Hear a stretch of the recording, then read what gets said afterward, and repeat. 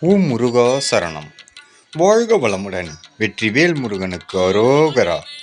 இன்றைய நாள் இனிய நாளாக மலர எல்லாம் வல்ல அப்பன் முருகனின் அருள் எல்லோருக்கும் கிடைக்கப் பெறுக. நாம் வாழும் வாழ்க்கையில் இறைவன் எல்லோருக்கும் தனித்திறமை அருளியுள்ளார். நாம் அதை சரியாக பயன்படுத்தினால் வைரம் போல் ஜொலிப்போம். அப்படி ஜொலித்தவர்களே ஒரு சிலரே.